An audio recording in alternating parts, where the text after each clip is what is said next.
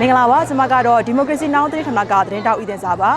ကျွန်မအခုရောက်ရှိနေတာကတော့ပဲခူးတိုင်းတာကြီးပဲခူးမြို့မှာအခြေစိုက်တဲ့အမှတ်90ခွန်ချိန်မြဌာနချုပ်ကိုရောက်ရှိနေတာပါ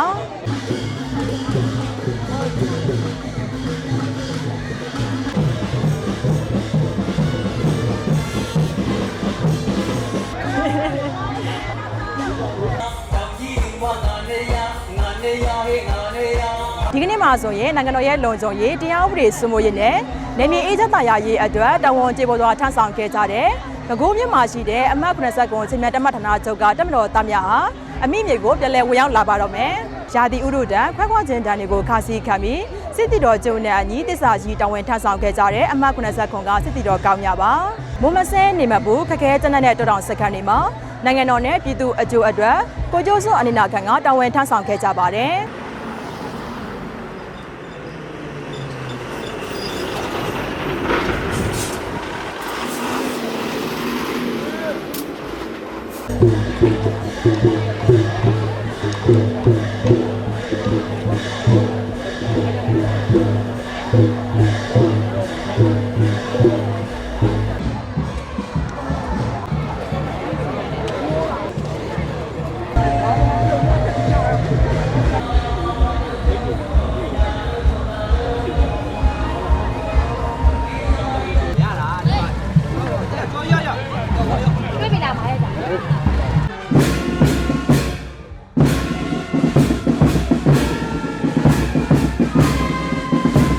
ဒီကနေ့ရှစ်တိုင်းကပြောင်းဝင်လာတဲ့တပ်မတော်သားတွေဟာဆိုရင်ချင်းပြည်နယ်ညပိုင်းတစ်ခုလုံးကိုသိမ်းပိုက်ရမှာအဓိကပါဝင်ဆင်နက်ပြီးအောင်မြင်မှုအများကြီးရခဲ့တယ်လို့အိန္ဒိယကုန်သွယ်ရေးအတွက်အဓိကအရေးပါတဲ့ကလေးတမူလမ်းပိုင်းကိုလည်းသိမ်းပိုက်ရမှာပါဝင်ဆင်နက်ခဲ့ကြပါသေးတယ်။ဒီနေ့မှာတော့တပ်မတော်သားတွေဟာအမိမြေပဲခူးမြို့တော်ကြီးစီကိုအောင်မြင်မှုတွေနဲ့အတူဂုဏ်ယူစွာပြန်လည်ရောက်ရှိလာပါပြီ။ကြောင်းညွန်နေတဲ့မိသားစုဝင်တွေဆွေမျိုးမိတ်ဆွေတွေနဲ့မြို့ကန်မြို့သားတွေရဲ့နှွေးထွေးတဲ့အပြုံးကျိုးစိုးလက်ခုပ်တန်တွေကြားမှာပီတိမျက်ရည်တွေနဲ့အတူမမေ့နိုင်စရာကျိုးစိုးပွဲလေးဖြစ်နေပါတယ်။